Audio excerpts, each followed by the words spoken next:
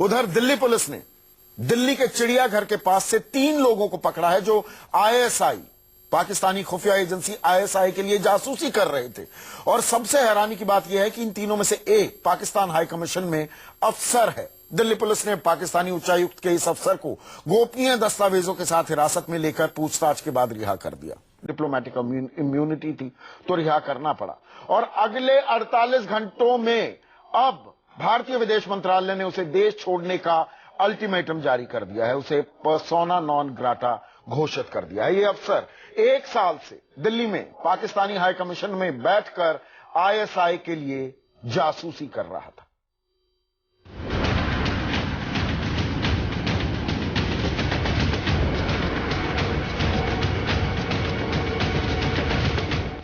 नाम सुभाष, काम जासूसी, निवासी राजस्थान।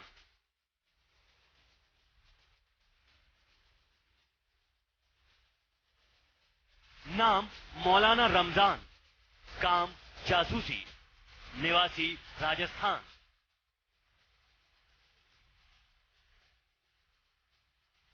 नाम महमूद अख्तर, काम जासूसी, उच्चायुक्त में अधिकारी।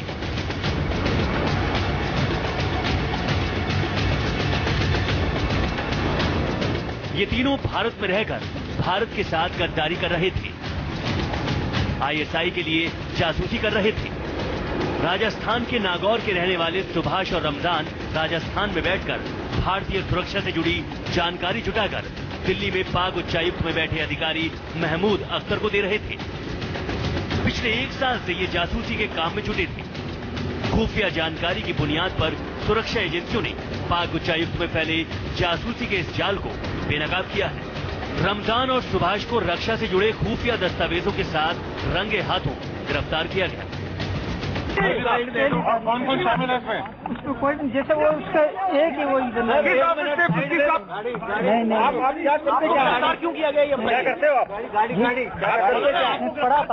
बच्चों को पढ़ाने के ऊपर जो आरोप है वो आरोप लगा हुआ है। वो आरोप जो गिरफ्तार किया गया दूसरे की वजह से किया गया। बाकी मैं तो बच्चों को पढ़ा हेलो गाड़ी में कहाँ से लिया?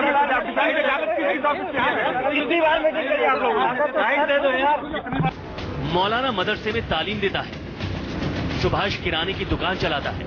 दोनों को जासूसी के एवज में पैसा मिलता था। दोनों के पास से बीएसएफ के मूवमेंट और बॉर्डर एरिया के मैप बरामद किए गए हैं। वीजा और पैसों के लेन देन के कुछ दस्तावेज भी हाथ लगे हैं। आईबी को खुफिया सूचना मिली थी कि पाकिस्तानी उच्चायुक्त के अफसर महमूद अख्तर के पास भारत के गोपनीय दस्तावेज हैं। इसके बाद आईबी ने दिल्ली पुलिस को सूचित किया।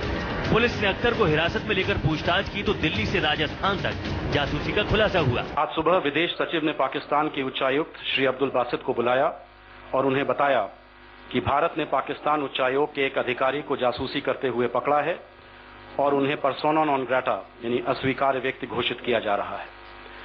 सेना और अर्धसैनिक बलों के महत्वपूर्ण प्रतिष्ठानों की जासूसी के संबंध में पिछले 6 महीनों से प्राप्त खुफिया जानकारी के बाद श्री महमूद अख्तर को दिल्ली पुलिस ने कल मध्याह्न पूर्व उस समय पकड़ा जब वो भारत की सुरक्षा से संबंधित संवेदनशील दस्तावेज 2 व्यक्तियों से प्राप्त कर रहे थे। 25 अक्टूबर को जानकारी मिली कि ये लोग दिल्ली जू में अख्तर को डॉक्यूमेंट सौंपने वाले हैं। अगली सुबह यानी 26 अक्टूबर को तीनों को रंगे हाथ पकड़ा गया।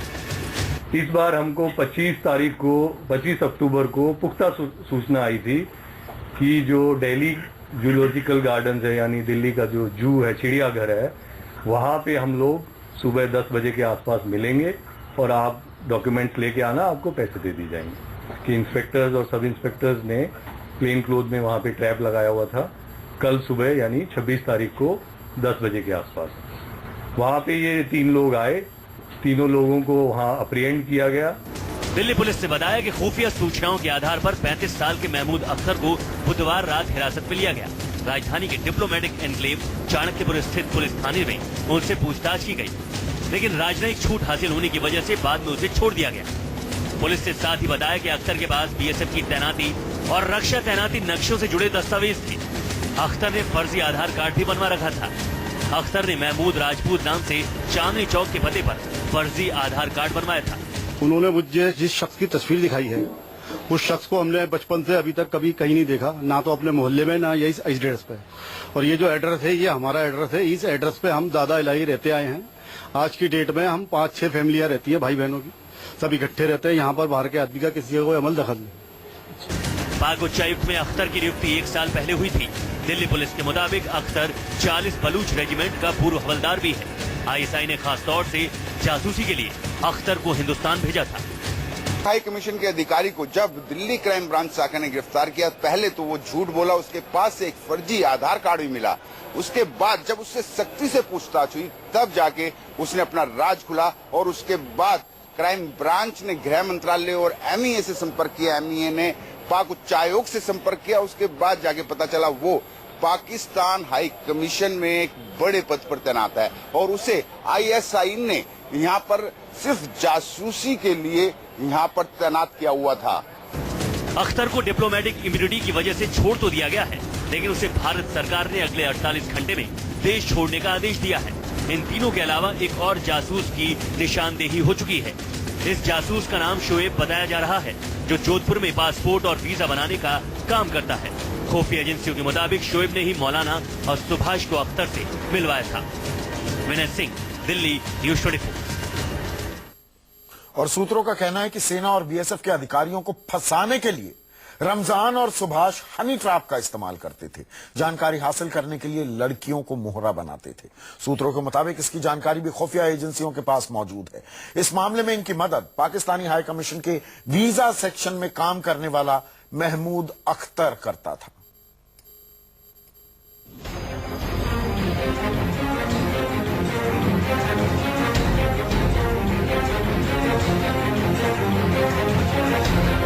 दिल्ली पुलिस ने जब आईएसआई के मददगारों से पूछताछ की तो कई चौंकाने वाले खुलासे हुए हैं। सूत्रों के मुताबिक ये जासूस बीएसएफ के अधिकारियों से जानकारी जुटाने के लिए लड़कियों को मोहरा बनाते थे।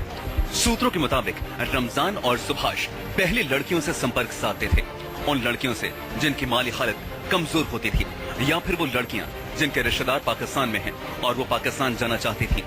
फिर जब अधिकारी हनी ट्रैप के जाल में फंस जाते तो बदनामी के डर से इन्हें जानकारी मुहैया करा देते थे। यानी लड़कियों का सहारा लेकर जासूसी करते थे देश के गद्दार, और जानकारी दिल्ली में बैठे आईएसआई के हैंडलर्स को सौंपते थे। हनी ट्रैप के एंगल से भी जासूसी कांड की जांच हो रही है। हाँ, उसका जिक्र आया है। Will be looking into that angle. They were exploiting some girls. सूत्रों के मुताबिक बीएसएफ के अधिकारियों से सुभाष और रमजान के संबंध है। बताया जा रहा है कि आईबी ने उन अधिकारियों को ट्रेस कर रखा है जिनके साथ इन लोगों के रिश्ते थे और जिन्होंने इन्हें खुफिया जानकारियां दी थी, लेकिन सुरक्षा कारणों के चलते इनके नाम अभी सामने नहीं लाए जा रहे।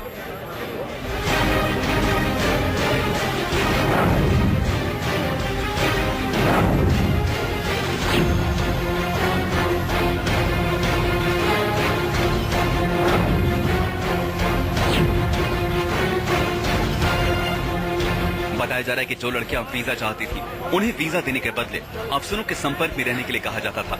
लड़कियों को वीजा दिलाने के लिए सुभाष और रमजान अख्तर का इस्तेमाल करते थे।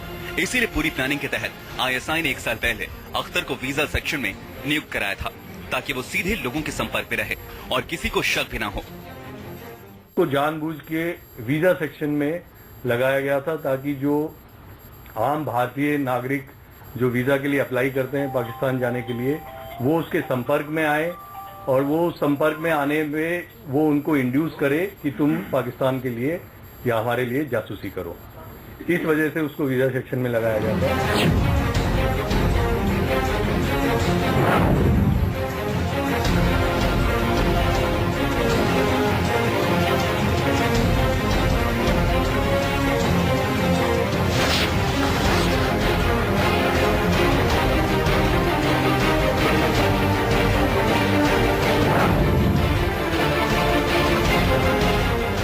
खुफिया सूत्रों के मुताबिक ये लड़कियां आसानी से अफसरों को अपने जाल में फंसा लेती थीं। इसी वजह से इन लोगों के पास बीएसएफ के रिटायर्ड और ट्रांसफर्ड अफसरों की जानकारी भी थी। दिल्ली पुलिस के मुताबिक सुरक्षा कारणों को ध्यान में रखते हुए इन लड़कियों और अफसरों के नाम नहीं शेयर किए जा सकते हैं। इस मामले में अभी और जांच हो रही है। पाकिस्तानी हाई कमीशन के तार कहां तक जुड़े हैं, इस पर अभी खुलासा होना बाकी है।